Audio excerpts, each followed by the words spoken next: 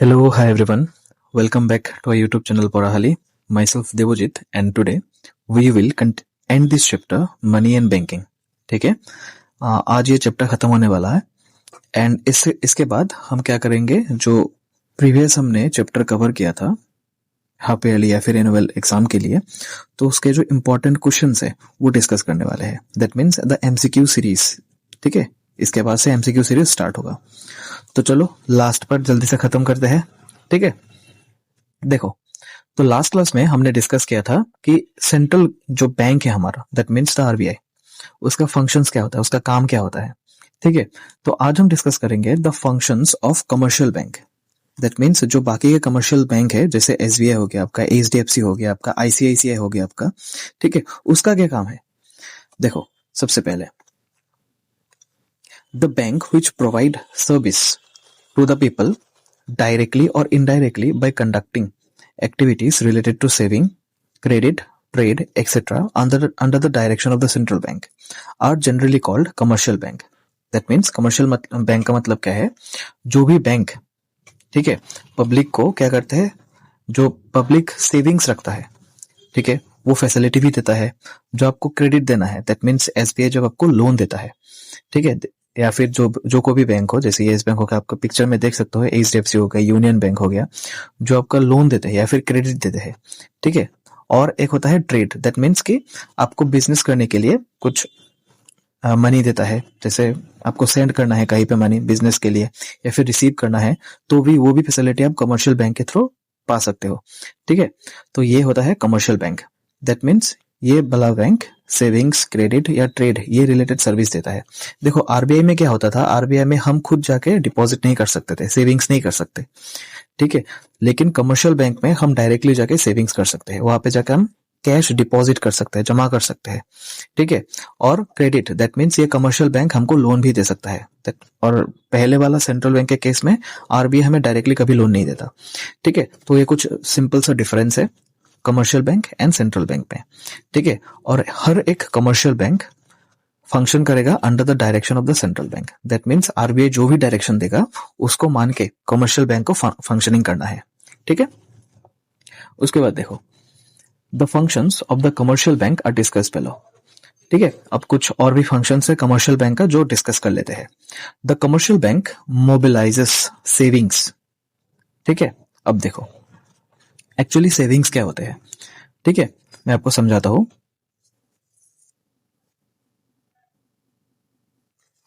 ठीक है, मान लो आप बैंक पे जाते हो. ठीक है, बैंक पे जाने के बाद आपने 5,000 रुपीज बैंक में जमा कर दिया. ठीक है, आपने 5,000 रुपीज बैंक में जमा कर दिया, तो ये जो आपने जमा किया इसको बोलेंगे सेविंग्स. ठीक है, तो आपने बैंक के पास अपना जो पैसा लाया था उसको जमा किया आपने. ठीक है, अब देखो, सेविंग्स आर ऑफ 3 टाइप. ये 3 टाइप का होता है.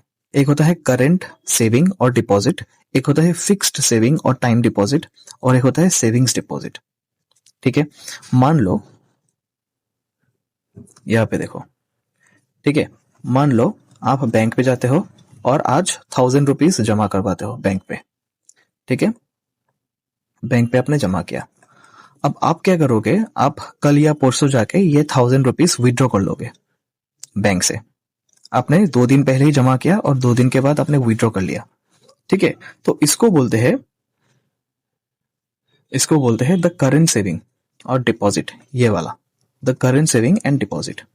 ठीक है, और एक होता है फिक्स डिपॉजिट. दैट मीन्स कि आप एक काम करोगे,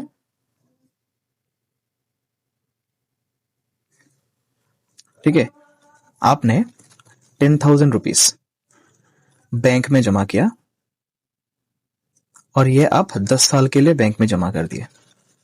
ठीक है, दैट मीन्स अब 10 साल के बाद ये अमाउंट जो आपने जमा किया था वो बैंक से आप पा सकते हो. ठीक है, तो एक्चुअली जो करंट सेविंग होता है, दैट मीन्स ये वाला जो आपने आज जमा किया और परसों जाके ये विड्रॉ कर लिया, इसमें इंटरेस्ट बैंक एक्चुअली नहीं देता है. ठीक है, और ये आप एनी टाइम विड्रॉ कर सकते हो. ठीक है, लेकिन ये वाला जो सेविंग्स है, जो एफडी है, फिक्स सेविंग्स है, ये आप मान लो कुछ फिक्स्ड टाइम के लिए जमा कर सकते हो, दैट मीन्स 10 साल के लिए। 10 साल से पहले आप ये विड्रॉ कभी भी नहीं कर सकते, और इसमें बैंक आपको इंटरेस्ट रेट भी ज्यादा देगा, दैट मीन्स 7% आपको इंटरेस्ट रेट देगा। बैंक बोलेगा कि ठीक है 10 साल के लिए आप यहाँ पे जमा कर दो, आपको हर साल हम 7% के इंटरेस्ट रेट के हिसाब से पैसे जमा करवा देंगे वहां पे, ठीक है। तो आप 10 साल के बाद ही ये जो अमाउंट है ये आप अमाउंट बैंक से विड्रॉ कर सकते हो। And the last one is savings account, savings deposit, ठीक है। अब देखो सेविंग्स डिपॉजिट क्या होता है। आप बैंक पे जाके 5,000 रुपीज जमा कर दिया आज, ठीक है, बट आप विड्रॉ कर सकते हो, लेकिन करंट अकाउंट की तरह नहीं। करंट में हम क्या देखा था, करंट सेविंग में अब आप आज जमा कर दिए, कल जाके आप विड्रॉ कर लग सकते हो। लेकिन इस पे एक्चुअली क्या होगा, इस पे आप इतना फ्रिक्वेंटली नहीं कर सकते हो, लेकिन कर सकते हो, ठीक है। मान लो आप एक वीक के बाद आपने विड्रॉ करना है, एक मंथ के बाद आपको विड्रॉ करना है, तो वो कर सकते हो, ठीक है। और बैंक इस पे थोड़ा बहुत इंटरेस्ट रेट देगा आपको, इतना ज्यादा नहीं जैसे फिक्स डिपॉजिट में देता था 10 साल के लिए, लेकिन थोड़ा बहुत आपको इंटरेस्ट रेट दे देगा, ठीक है। तो ये 3 टाइप का इंटरेस्ट रेट होता है, सॉरी सेविंग्स होता है, ठीक है। उसके बाद देखो, करंट सेविंग्स और deposit may be withdrawn by the saver और डिपॉजिटर एट एनी टाइम। जो पहले वाला केस में था, आज अपने बैंक पे जाके 500 रुपीज जमा किए और कल जाके वो विड्रॉ कर लिए, ठीक है। तो ये क्या होता है कि मे be withdrawn eight any time, कभी भी आप विड्रॉ कर सकते हो, आज जमा किया आप शाम को जाके भी विड्रॉ कर सकते हो। लेकिन जो फिक्स्ड डिपॉजिट होता है या फिर टाइम डिपॉजिट होता है can not be withdrawn like the current deposit. Like the depositor has to give prior information to the bank before he और शी विड्रॉ द सेविंग्स, ठीक है। एक तो फिक्स डिपॉजिट में क्या होता है, एक फिक्स टाइम के लिए आप बैंक में डिपॉजिट करते हो, जमा करते हो, जैसे 5 साल के लिए, 10 साल के लिए, 15 साल के लिए, ठीक है। लेकिन बीच में अगर आपको इमरजेंसी भी हो गया तो आप बैंक को पहले इन्फॉर्म करना पड़ेगा कि मेरा जो फिक्स डिपॉजिट था आप तोड़ दो, तोड़ के मुझे कुछ पैसे दे दो, ठीक है। तो फिक्स डिपॉजिट ऐसे काम करते हैं। उसके बाद देखो, the commercial bank offer loan, ये तो सबको पता है, कमर्शियल बैंक लोन ऑफर करते हैं, ठीक है, फार्मर, आर्टिशंस, इंडस्ट्रियलाइज्ड। उसके बाद ठेला वालास, rickshaw pullers and other receive loan. और ये हर सेक्शन के जो लोग होते हैं सोसाइटी में, सबको ही लोन प्रोवाइड करते हैं। Generally the commercial bank does not offer long term loan. देखो, ठीक है, ये जो कमर्शियल बैंक होते हैं ये लॉन्ग टर्म लोन ऑफर नहीं करते। Long term loan that means कि लोन आपको 20 साल के लिए चाहिए, आपको 50 तो नहीं होगा, 20 साल के लिए, 30 साल के लिए चाहिए, तो वैसा लोन ये कमर्शियल बैंक प्रोवाइड नहीं करता है, ठीक है। Long term loan means the bank has to part with the saving for a longer period of time. This may create a problem for the bank. अब देखो इसमें क्या प्रॉब्लम होता है।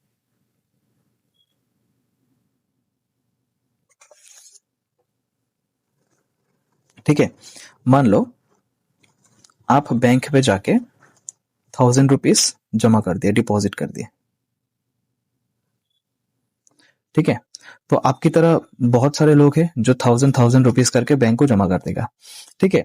लेकिन एक मान लो इंडस्ट्रियलिस्ट आया, वो बोला कि मुझे 20 ईयर के लिए लोन चाहिए, ठीक है, और मान लो मुझे 5 करोड़ की लोन चाहिए, ठीक है। तो बैंक वाला बोलेगा कि ठीक है, आपको 20 साल के लिए लोन चाहिए, 5 करोड़ चाहिए, तो मुझे आप इंटरेस्ट रेट मान लो 10% दोगे, ठीक है। अब देखो, ऐसा हुआ कि बैंक ने 5 करोड़ रुपए लोन में दे दिया, तो 20 साल तक ये इंटरेस्ट रेट कभी भी इंक्रीज नहीं होगा, 10% तक ही देना है आपको इंटरेस्ट रेट, ठीक है। जो लोग लोन लेगा, जो इंडस्ट्रियलिस्ट लोन लेगा बैंक से, वो रिटर्न में 10% ही इंटरेस्ट रेट देगा। लेकिन मान लो कि 20 साल के बाद ऐसा सिचुएशन हो गया कि इंटरेस्ट रेट जो है वो 10% की जगह 20% हो गया, ठीक है। तो बैंक का तो नुकसान होगा, क्योंकि 20 साल के लिए बैंक को सिर्फ 10% ही वो इंडस्ट्रियलिस्ट देगा। लेकिन आजकल की जो इन्फ्लेशन रेट है उससे क्या होगा, इंटरेस्ट रेट 20% तक इंक्रीज हो गया है, तो बैंक का तो ये नुकसान है, क्योंकि 20 साल के लिए भी जो उनका मनी था वो स्टॉक हो गया है एंड इंटरेस्ट भी कम मिल रहा है। लेकिन आजकल के टाइम में जो भी लोन दे रहा है उसमें 20% इंटरेस्ट बैंक को मिल रहा है, तो एक्चुअली बैंक का नुकसान है ये, ठीक है। और एक प्रॉब्लम क्या होता है, जैसे इंडस्ट्रियलिस्ट कोई भी एक कंपनी खड़ा करने के लिए लोन लेता है 5 करोड़, मान लो ये जो कंपनी उन्होंने बनाई वो प्रॉफिट नहीं किया, ठीक है, तो उसका जो 5 करोड़ रुपीस था इन्वेस्टमेंट वो डूब गया, तो नुकसान किसका होगा, बैंक का होगा, क्योंकि बैंक से लोन लिया था, ठीक है। तो इसकी वजह से बैंक क्या करते हैं, लॉन्ग टर्म लोन प्रोवाइड नहीं करते हैं। ठीक है, तो इससे क्या होता है, bank will not be in a position to release the saving to the depositor and when he और she comes to withdraw the money people may lose confidence in the bank, ultimately the bank may even fail or go bankrupt. और एक भी एक situation होता है, जैसे किसी, मान लो कोई भी एक बैंक न्यू न्यू खुला है, ठीक है, उसके पास तो इतना डिपॉजिटर अमाउंट नहीं है, लोग इतना जाके डिपॉजिट नहीं किया, लेकिन अगर बैंक ने 5 करोड़ रुपीस लोन पे दे दिया, तो कल को मान लो आप जाके बैंक को बोल रहे हैं कि मैं जो आपको 10,000 रुपीज कल दिया था, करंट अकाउंट में, करंट सेविंग में दिया था, वो मुझे आज चाहिए। अगर बैंक वो अमाउंट आपको नहीं दे पाया, तो बैंक क्या होगा, लोग उससे भरोसा ही करना छोड़ देंगे और बैंक क्या होगा, बैंकरप्ट हो जाएगा। ठीक है, दैट मीन्स जो डिपॉजिटर ने पहले दिन आपको जमा किए थे, वो अगले दिन आपको बैंक ने आपको देना था, ठीक है, लेकिन बैंक को नहीं दे पाया। ठीक है, तो ऐसा भी सिचुएशन हो सकता है, इसलिए बैंक क्या करते हैं, कमर्शियल बैंक लॉन्ग टर्म के लिए लोन प्रोवाइड नहीं करते। ठीक है, उसके बाद देखो, the commercial bank as a whole can create credit money. ठीक है, क्रेडिट मतलब तो आपको पता है, क्रेडिट दैट मीन्स लोन।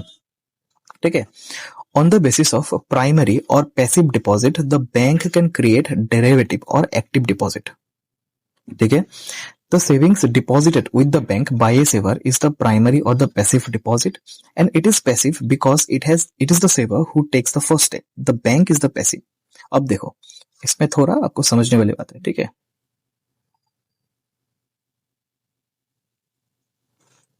ये आप हो, ठीक है, आप क्या गए, आप बैंक पे गए, बैंक पे जाके आपने 1,000 रुपीज डिपॉजिट कर दिया, मतलब जमा कर दिया आपने। ठीक है, तो ये पैसा आपने बैंक पे जाके जमा कर दिया, इसको बोलते हैं primary deposit. That means bank ने सिर्फ रिसीव किया, बैंक ने क्रिएट नहीं किया, बैंक ने आपसे रिसीव किया। ठीक है, तो आपने ये वाला अमाउंट सेविंग्स अकाउंट में जमा कर दिया। ठीक है, अब बैंक क्या करेगा, इस 1,000 में से, ठीक है, 200 रुपीज अपने पास रखेगा।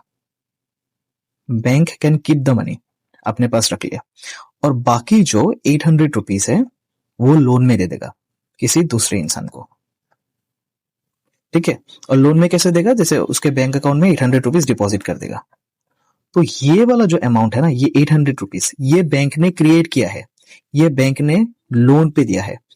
ये 1,000 रुपीज जो था, ये बैंक ने क्रिएट नहीं किया था, ये आपने डिपॉजिट किया था, तो इसको बोलते हैं प्राइमरी डिपॉजिट। ठीक है, और इसे बोलते हैं प्राइमरी डिपॉजिट। अच्छा, और ये वाला जो मनी है 800 रुपीज, ये बैंक ने खुद क्रिएट किया है, खुद क्रिएट करके वो क्या कर रहा है, बैंक को जो इंसान आया था लोन लेने के लिए, उसको दे देगा।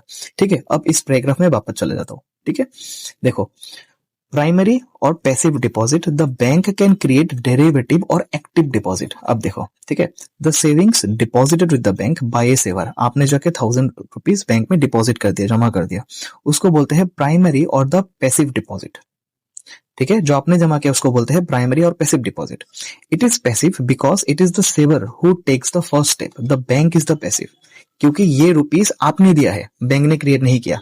ठीक है, ऑन द कंट्ररी डेरिवेटिव और the active deposit are created by the commercial bank, लेकिन बाद में 200 रुपीज बैंक ने अपने पास रखा और 800 रुपीज लोन में घुमाया, तो उसको बोलते हैं डेरिवेटिव और active deposit.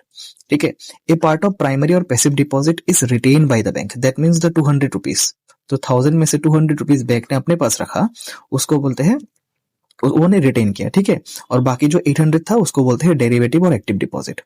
The bank offer the other part as loan to the different section of people in the society, और जो 800 रुपीज थी, बैंक ने क्या किया, उसको अलग अलग इंसान में लोन में घुमा दिया। ठीक है, तो ये होता है प्राइमरी और पैसिव डिपॉजिट एंड डेरिवेटिव और एक्टिव डिपॉजिट के डिफरेंस। ठीक है, उसके बाद देखो, तो पहले वाला सेंटेंस अब क्लियर है, the commercial bank as a whole can create credit money. ठीक है, जो क्रेडिट मनी लोन में घुमाना है उसको क्रिएट कर सकता है, 1,000 में से 200 अपने पास रखा और 800 लोन में घुमा दिया। ठीक है, उसके बाद देखो, मिसलेनियस फंक्शन, और कुछ काम होता है, जैसे valuable ornament, important document may be kept in the locker of the bank for safe custody. जैसे आपने देखा होगा, कोई कोई लोग क्या करते हैं, जो अपना ज्वेलरी होता है गोल्ड का या फिर कुछ इंपॉर्टेंट डॉक्यूमेंट हो गया, वो बैंक के लॉकर में सेव करके रखते हैं, तो कमर्शियल बैंक ये भी काम करता है। ठीक है, देखो, तो ये तक था कमर्शियल बैंक। तो अब देखेंगे the industrial development bank of India. ये कुछ स्पेशल टाइप के बैंक है, जो कि कुछ स्पेसिफिक सेक्शन में काम करते हैं, ठीक है। जैसे नाम से आपको पता चल रहा है, the industrial development bank of India. That means industry को डेवलप करने के लिए जो बैंक खोला गया उसको बोलते हैं industrial development bank of India. This bank was set up in 1964। ये इंपॉर्टेंट है, आपको याद रखना है, ठीक है। Industrial development bank of India किस टाइप पे स्टैब्लिश हुआ था? 1964 में स्टैब्लिश हुआ था, ठीक है। इसका two primary functions, that means इसका दो प्राइमरी काम है। एक क्या है? Offer financial assistance to the industries, ठीक है। अब देखो नाम से ही पता चल रहा है कि इंडस्ट्री को डेवलप करना है। इंडस्ट्री को अगर डेवलप करना है तो क्या करना पड़ेगा? इंडस्ट्री को लोन देना पड़ेगा, ठीक है, ताकि ये लोन इंडस्ट्री कहीं पे इन्वेस्ट कर सके, नए नए मशीन खरीद सके, नए नए ब्रांच खोल सके, नए नए लोगों को नौकरी दे सके, ठीक है। तो क्या करता है ये जो बैंक है, ये बैंक इंडस्ट्रीज को फाइनेंशियल असिस्टेंस देता है, दैट मीन्स लोन देता है, ठीक है। And the second one, develop the institutions that are related to the industrial development of the country. और देखो हमारे देश में इंडस्ट्री को डेवलप करने के लिए गवर्नमेंट ने कुछ इंस्टीट्यूशंस बनाया, ठीक है, उसको भी ये डेवलप करने का काम करता है ये सिडबी, ठीक है। और सॉरी सिडबी नहीं, आईडीबीआई, ठीक है। तो आईडीबीआई क्या करेगा? जो गवर्नमेंट ने बनाया कुछ इंस्टीट्यूशंस उसको लोन में दे देगा, उसको कुछ पैसा लोन में दे देगा, और ये इंस्टीट्यूशंस जाके कुछ बड़े बड़े इंडस्ट्रीज को लोन में दे देगा कि आप ये इंडस्ट्रीज पे पैसे इन्वेस्ट करो, बाद में मुझे इंटरेस्ट रेट समेत आपको पैसे वापस भी करना है, ठीक है। तो ये काम करता है industrial development bank of India. The IDBI offer both the direct और इनडायरेक्ट लोन। डायरेक्ट लोन मतलब कि डायरेक्टली इंडस्ट्रीज को लोन दे देना, इनडायरेक्ट लोन मतलब वो सरकार के बनाए हुए इंस्टीट्यूशंस को लोन देता है और ये इंस्टीट्यूशंस जाके फिर से इंडस्ट्रीज को लोन देता है, ठीक है। तो डायरेक्ट एंड इनडायरेक्ट दोनों लोन ही प्रोवाइड करता है ये। उसके बाद the regional rural bank of India, ठीक है, या तो आपने नाम सुना ही होगा द असम ग्रामीण विकास बैंक, जो कि हर विलेज पे ही है। देखो 5 RRB were set up for the first time इन 1970। तो ये सिलसिला स्टार्ट हुआ था 1975 में, ठीक है, सॉरी 75 होगा एक्चुअली। 75 में 5 आरआरबी सेट हुए थे for the first time in the country, ठीक है। This bank perform two main functions. इसका दो ही प्राइमरी काम है, क्या क्या है? Provide loans at the low interest rate to the villagers and liberate them from the clutches of the private money lender who charge extremely high rate of interest. That means क्या होता है? देखो village में actually क्या होता है, क्योंकि ज्यादातर लोग थोड़ा मार्जिनलाइज सेक्शन से आता है, थोड़ा पोरर सेक्शन से आते हैं, तो इसके वजह से वो लोग क्या करते हैं, जब भी कोई ह्यूज अमाउंट में उनको मनी चाहिए तो वो कुछ प्राइवेट मनी लेंडर के पास जाता है। गांव में वो जमींदार टाइप के कुछ लोग होते हैं, तो उनके पास जाके ये कुछ रुपए उधार लेते हैं।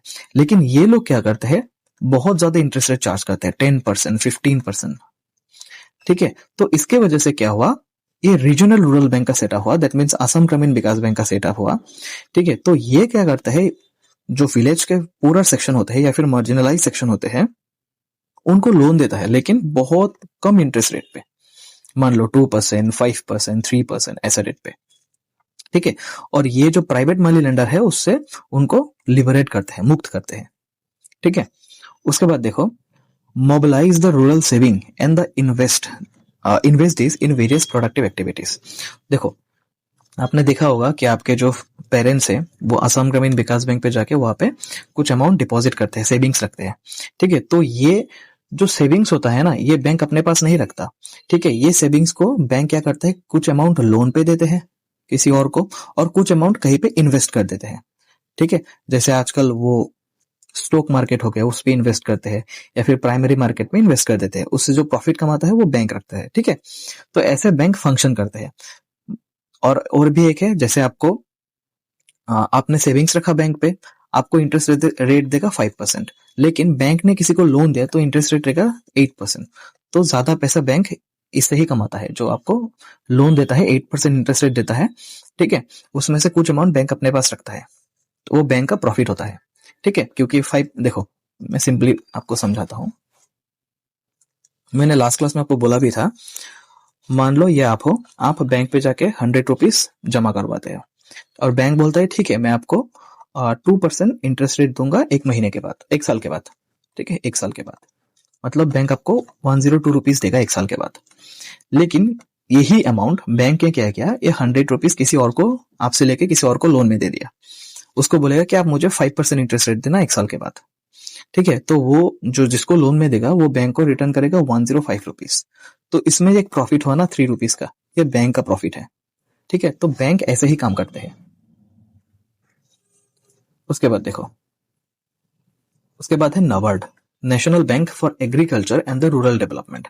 देखो नाम से ही पता चल रहा है नेशनल बैंक, ये बैंक क्या करता है, एग्रीकल्चर को डेवलप करता है या फिर रूरल जो गांव विलेज होता है उसको डेवलपमेंट करने का काम करते हैं। ठीक है, NABARD was established in the year 1982। ये बहुत ज्यादा इंपॉर्टेंट है, आपको याद रखना है। 1982 में नाबार्ड का एस्टेब्लिशमेंट हुआ था। The function performed by the Reserve Bank of India in the field of rural credit have all been transferred to the NABARD। देखो पहले जो हमारा सेंट्रल बैंक है, रिजर्व बैंक ऑफ इंडिया, वो क्या करते हैं, विलेज सेक्शन में जो फार्मर होते हैं या फिर जो सोसाइटीज होते हैं उसमें पहले डायरेक्टली क्या करते थे, लोन दिया करते थे। लेकिन ये जो रिजर्व बैंक का काम था आज नाबार्ड के पास ट्रांसफर हो चुका है। अब जितना भी डेवलपमेंट का काम करना है वो नाबार्ड ही देखते हैं। ठीक है, देखो यहाँ पे the main function of NABARD are, NABARD is the apex financial institutions among all the institutions related to the investment and the production in the rural area। ठीक है, रूरल एरिया पे इन्वेस्टमेंट करना है, उसके लिए पैसा चाहिए, कौन देगा, नाबार्ड देगा। ठीक है, या फिर प्रोडक्शन रिलेटेड कोई भी काम करना है, किसी चीज को प्रोड्यूस करना है, ठीक है, उसके लिए जो फाइनेंस का जरूरत होगा वो कौन देगा, नाबार्ड देगा। NABARD streamline the process of offering loan, monitor and evaluate the progress of various rural scheme। देखो जो प्रोसेस है लोन देने का वो बहुत कॉम्प्लेक्स होता है, क्रिटिकल होता है। ठीक है, लेकिन नाबार्ड क्या करता है, इसको सिंप्लीफाई करता है, स्ट्रीमलाइन करता है, इजी करते हैं, ताकि जो विलेज के लोग हैं वो लोन लेने से पहले सब कुछ इजीली समझ सके। ठीक है, and monitor and evaluates the progress of various rural scheme. देखो गवर्नमेंट ऑफ इंडिया क्या करता है या फिर गवर्नमेंट ऑफ असम क्या करता है, विलेज में कुछ स्कीम्स लाते हैं ताकि जो मार्जिनलाइज सेक्शन होते हैं विलेज के वो इजीली लोन मिल सके। तो ये जो स्कीम्स लाते हैं ना, इसको इवेलुएट करना या फिर कितना प्रोग्रेस किया, ये कौन करता है, नाबार्ड करता है। ठीक है, and organises the training programme for the beneficiaries. And आपको पता है कि विलेज सेक्शन में क्या होता है, ज्यादातर लोग उतना पढ़ा लिखा नहीं होता, तो उनको ट्रेनिंग प्रोग्राम देते हैं।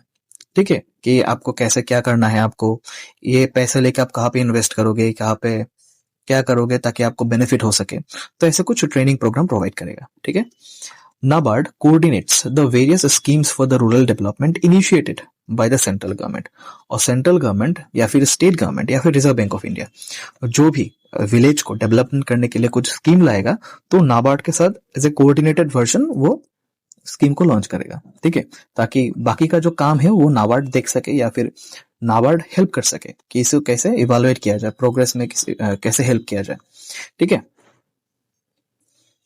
उसके बाद देखो small industries development bank of India. ठीक है, नाम से आपको पता चल रहा है कि स्मॉल इंडस्ट्रीज को डेवलपमेंट करने के लिए जो भी बैंक फाइनेंशियल असिस्टेंस या फिर लोन प्रोवाइड करेगा उसको ही small industries development bank of India. ठीक है, अब देखो स्मॉल इंडस्ट्रीज का एक्चुअली मतलब क्या होता है। देखो जैसे इंडस्ट्री दो टाइप के होते हैं, एक बड़े बड़े इंडस्ट्री होते हैं जैसे जियो, रिलायंस जिसे बोलते हैं। ठीक है, उन लोगों का जो इन्वेस्टमेंट है, ठीक है, इन्वेस्टमेंट बहुत मान लो बहुत हाई होते हैं, 10,000 करोड़। और उनका जो टर्नओवर होता है, टर्नओवर मतलब आपको जो एनुअल रेवेन्यू होता है, एनुअल जो आपका सेल होता है वो भी बहुत लाख करोड़ में जाता है। ठीक है, मान लो 50,000 करोड़ उनका सेल हुआ, एनुअल रेवेन्यू हो गया। तो ये होते हैं बड़े बड़े बिग कंपनीज, बिग इंडस्ट्रीज। लेकिन कुछ स्मॉल इंडस्ट्रीज होते हैं, स्मॉल इंडस्ट्रीज दैट मीन उनका जो इन्वेस्टमेंट है वो 25 करोड़ से कम है। ठीक है, या फिर उनका जो एनुअल सेल है या फिर टर्नओवर है वो 100 करोड़ से कम है। ठीक है, तो इसको बोलेंगे स्मॉल इंडस्ट्रीज। ठीक है, जैसे आपने सुना होगा MSME बोलते हैं, micro small and medium enterprises. ठीक है, इसको बोलते हैं स्मॉल इंडस्ट्रीज, जिनका इन्वेस्टमेंट भी कम अमाउंट में होता है और जिनका एनुअल सेल, ठीक है, वो भी कम अमाउंट पे होता है, उसको बोलते हैं स्मॉल इंडस्ट्रीज। देखो तो the bill to set up SIDBI was passed in 1989। ठीक है, तो ये जो बैंक सेटअप करने के लिए एक बिल लाया था, वो बिल पास हुआ था 1989 पे। ठीक है, और SIDBI started its operation from 1990। और कब से ये फंक्शनल हुआ 1990 से फंक्शनल हुआ। ठीक है, काम करना स्टार्ट करते सिडबी ने। The headquarter of SIDBI is at Lucknow. ये 2 लाइन बहुत इंपॉर्टेंट है, आप याद रखना। जो बिल लाया था सिडबी के लिए वो पास हुआ था 1989 पे और इसने काम करना कब स्टार्ट किया था, 1990 पे। ठीक है, the main function of SIDBI are promote modernizations and application of improved technology in the small industries. देखो एक्चुअली जो बड़े कंपनीज होते हैं जैसे रिलायंस हो गया आपका, उसमें क्या होता है उनका इन्वेस्टमेंट बहुत ज्यादा होता है। तो इसकी वजह से क्या होता है जो भी जैसे जियो, मान लो कि जियो का एक कपड़ा का फैक्ट्री है, कपड़ा बनाने के लिए कुछ मशीन चाहिए होगा जो एडवांस्ड होगा, ठीक है, तो वो क्या करेगा इन्वेस्टमेंट करके वो बाहर से खरीद लाएगा। लेकिन स्मॉल इंडस्ट्रीज में एक्चुअली प्रॉब्लम होता है कि उनका इतना इन्वेस्टमेंट अमाउंट इतना ज्यादा नहीं होता ताकि वो बाहर से जाके वो मशीन्स खरीदे, ठीक है। तो इसके वजह से सीडबी क्या करता है, टेक्नोलॉजी को इम्प्रूव मॉडर्नाइज करने के लिए और इम्प्रूव करने के लिए स्मॉल इंडस्ट्रीज को कुछ लोन में देता है, ठीक है, ताकि वो लोग भी वो टेक्नोलॉजी ला सके बाहर से खरीद के या फिर इंडिया से खरीद के, ताकि उनका जो आउटपुट है या फिर उनका जो कपड़ा आउटपुट होगा, मतलब दैट मीन्स कि नंबर ऑफ कपड़ा जो आपको 1 साल के बाद बनाना है, दैट मीन्स तो वो इंक्रीज हो सके, ठीक है। दैट मीन्स का जो सेल है वो भी इंक्रीज हो सके और उसका जो कपड़े बनाने का अमाउंट है वो भी इंक्रीज हो सके, ठीक है। उसके बाद देखो, create market for the product of the small industries. तो स्मॉल इंडस्ट्रीज में मान लो कि कपड़े का स्मॉल इंडस्ट्रीज है, क्लॉथ्स का, ठीक है, तो वो लोग क्या करेगा, वो जो क्लॉथ्स बनाएंगे उसको खरीदने के लिए भी मार्केट चाहिए, उसको बेचने के लिए भी मार्केट चाहिए। तो small industries development bank of India क्या करेगा, उनको कुछ मार्केट से लिंक करवा देगा कि आपका प्रोडक्ट इस मार्केट पे जाके आपको बेचना है, ठीक है। उसके बाद create more employment opportunities in the small industries in the semi urban area and check the migration of population from this area to the town and cities, ठीक है। और क्या करेगा, ये small industries development bank of India जितने भी स्मॉल इंडस्ट्रीज है उसमें जो एम्प्लॉयमेंट अपॉर्चुनिटी है, दैट मीन्स लोगों को ज्यादा से ज्यादा काम देगा उस पर, ठीक है। और ये जो माइग्रेशन का इशू होता है कि हमेशा लोग विलेज से जाके किसी सिटीज या फिर अर्बन एरिया पे जाके वो काम करते हैं, तो इसको भी चेक करते हैं ताकि लोग क्या करें, ये जो स्मॉल इंडस्ट्रीज है उसमें ज्यादा से ज्यादा इन्वॉल्व हो सके और गांव में ही रह के एक बिजनेस का छोटा मोटा बिजनेस का सेटअप कर सकते हैं, ठीक है। तो इसके लिए जो भी फाइनेंशियल असिस्टेंस होगा, जो भी पैसे देने की कुछ लोन्स होगी, तो वो सारे काम small industries development bank of India देखते हैं, ठीक है। उसके बाद देखो, offer financial assistance to the state financial corporation, industrial corporation, commercial bank, cooperative bank and regional rural bank so as to enable these institutions offer loan to the small industries, ठीक है। तो ये जो हमने देखा, small industries development bank of India ये तो loan देते हैं स्मॉल इंडस्ट्रीज को, लेकिन ये जो कुछ इंस्टीट्यूशन है सरकार ने बनाए हुए जैसे कमर्शियल बैंक, मतलब क्या करेगा, सिडबी बोलेगा कि ठीक है मैं 100 करोड़ लोन दूंगा एसबीआई को, ठीक है। एसबीआई जाके क्या करेगा, जो स्मॉल इंडस्ट्रीज है विलेज में उसको लोन में घुमाएगा, ठीक है। तो ये होता है हिसाब। तो it offer financial assistance to state financial corporation, industrial corporation, commercial bank, cooperative bank, ये जो बैंक होते हैं रीजनल रूरल बैंक, असम ग्रामीण विकास को भी ये क्या करेगा, लोन देगा। और जो फर्दर असम ग्रामीण विकास बैंक क्या करेगा, जो स्मॉल इंडस्ट्रीज है उसको लोन में घुमाएगा, ठीक है। उसके बाद देखो, non banking financial institutions, NBFI, ठीक है। Like the bank, the NBFI also collect saving from the saver and advances this saving as a loan to the various people. जैसे बैंक काम करता है, बैंक क्या करते हैं, आपसे सेविंग लेते हैं, सेविंग लेके उसमें कुछ हिस्सा वो अपने पास रखते हैं और कुछ हिस्सा लोन में घुमाते हैं। तो सेम काम ही एनबीएफआई करता है, जो नॉन बैंकिंग फाइनेंशियल इंस्टीट्यूशंस है वो भी करता है। But there are two main differences between the bank and the NBFI. लेकिन बैंक और एनबीएफआई में 2 डिफरेंस होते हैं। देखो, first, the depositor can withdraw money from the bank through cheque. देखो आपने देखा होगा कि आप जब एक चेक लेके बैंक में जाते हो, जब वो चेक आप बैंक में जमा करते हो, उसके बदौलत आपको कुछ मनी बैंक विथड्रॉ करने के लिए देता है, ठीक है। जो कि अमाउंट आपको चेक में लिखा होगा वो अमाउंट आपको बैंक दे देगा। लेकिन एनबीएफआई के जो डिपॉजिटर है, एनबीएफआई में जो जमा करते हो उसके लिए कोई चेक सिस्टम नहीं है, ठीक है। तो ये होता है मेन डिफरेंस। बैंक में चेक सिस्टम होता है, एनबीएफआई में चेक सिस्टम नहीं होता है। Secondly, in case of bank there is a deposit insurance scheme to cover the risk of the depositor. NBFI do not have such scheme. इसका मतलब क्या है, देखो मान लो आप आज बैंक में जाके 10,000 रुपीज डिपॉजिट करते हो एसबीआई पे, एसबीआई पे आप डिपॉजिट करते हो। मान लो कल को ऐसा हुआ कि एसबीआई बैंकरप्ट हो गया, दैट मीन्स ये जो आपका 10,000 रुपीज है ये वापस नहीं कर सका। तो इसके वजह से क्या होगा, बैंक जो आप है एसबीआई के ऊपर ट्रस्टी चला जाएगा। ठीक है, तो इसके वजह से एक इंश्योरेंस स्कीम आता है जो कि हर एक बैंक ये इंश्योरेंस स्कीम के अंडर कवर्ड होता है। दैट मीन्स कल को अगर बैंक ये अमाउंट आपको नहीं दे पाया, ठीक है, कल को ये बैंक आपका अकाउंट ये जो 10,000 रुपीज आपने जमा किया था वो नहीं दे पाया, तो इस इंश्योरेंस स्कीम के अंडर पे आपको गवर्नमेंट से अप टू 5 लाख रुपीज का कंपेंसेशन मिलेगा। क्योंकि ये जो बैंक होता है ना एसबीआई, ये बैंक इंश्योरेंस खरीदता है। ठीक है, एक इंस्टीट्यूशन से जो गवर्नमेंट की इंस्टीट्यूशन से उसमें इंश्योरेंस खरीदता है।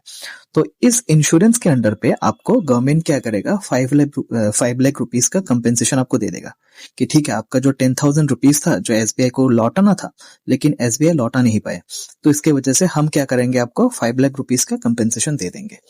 तो ये होता है बैंकिंग सिस्टम में। लेकिन एनबीएफआई जो कि नॉन बैंकिंग फाइनेंशियल इंस्टीट्यूशन है वो ये सिस्टम नहीं होता। अगर एनबीएफआई में आपने जमा कर दिया 10,000 रुपीज, कल को वो जो एनबीएफआई क्या करेगा, आपको बोलेगा कि ये हमारा बंद हो चुका है, ये बैंकरप्ट हो चुके हैं, हमारे पास पैसे भी नहीं है, तो आप कुछ भी नहीं कर सकते। लेकिन अगर बैंक में ऐसा सिस्टम होता है तो बैंक जो होता है ना एसबीआई या फिर जो प्रीमियम बैंक होता है वो इंश्योरेंस पहले से ही खरीद लेता है, जिसके वजह से गवर्नमेंट क्या करेगा, 5 लाख रुपीज आपको एज ए कंपेंसेशन आपको दे देगा। ठीक है, उसके बाद देखो the NBFI are required to be registered with the Reserve Bank of India. ये भी आपको याद रखने की जरूरत है, जो एनबीएफआई होते हैं वो रिजर्व बैंक के अंडर ही रजिस्टर्ड होते हैं। Many NBFI are not registered with the RBI cheat the depositor as they suddenly vanish leaving no trace of their existence। लेकिन हालांकि कुछ एनबीएफआई ऐसे भी होते हैं जो कि आरबीआई में अपना रजिस्टर नहीं करवाते हैं, ठीक है, और लोगों से पैसे लेकर वो भाग जाते हैं। जैसे वो फिर हेरा फेरी मूवी में हुआ था ना, अनुराधा चिट फंड 20 दिन में पैसा डबल वाला स्कीम, कि 20 दिन में आपका पैसा डबल हो जाएगा। लेकिन वो लोग क्या करें, पैसे वैसे लेकर सब भाग गए थे क्योंकि वो आरबीआई के अंडर रजिस्टर्ड नहीं था। This is for an example. ठीक है, तो ये होता है एनबीएफआई। ठीक है, ये कुछ आपका एनबीएफआई के जो फेमस एनबीएफआई है इंडिया में, जैसे India bull home loan, DFHL, IIFL, Tata capital, Aditya Birla financial service. हालांकि एलआईसी नहीं आएगा क्योंकि एलआईसी एक इंश्योरेंस कंपनी है, इस पे क्यों इंक्लूड किया है मुझे पता नहीं। ठीक है, तो आई थिंक ये चैप्टर यही तक था आपका। ठीक है, ये चैप्टर खत्म हो चुका है, ये बहुत लेंदी चैप्टर था इसलिए 6 पार्ट इसका आ गया था। और आपको किसी भी टाइप का अगर डाउट हो इससे रिलेटेड तो आप कमेंट सेक्शन में बता सकते हो। ठीक है, और नेक्स्ट क्लास से हम स्टार्ट करेंगे the MCQ series. That means आपका एसएसएलसी 2026 के लिए जो भी इंपॉर्टेंट क्वेश्चंस होगा फ्रॉम द क्वेश्चन बैंक और प्रीवियस ईयर क्वेश्चन पेपर, ठीक है, वो हम क्या करेंगे, उससे पिक करेंगे और पिक करके आपको समझाएंगे कि ऐसा ऐसा क्वेश्चन आ सकता है एंड पॉसिबल इस टॉपिक में ऐसा ऐसा फ्यूचर में भी क्वेश्चन आ सकता है। ठीक है, तो हम वो स्टार्ट करेंगे नेक्स्ट क्लास से। तो तब तक के लिए थैंक यू वेरी मच, मिलते हैं नेक्स्ट वीडियो पे।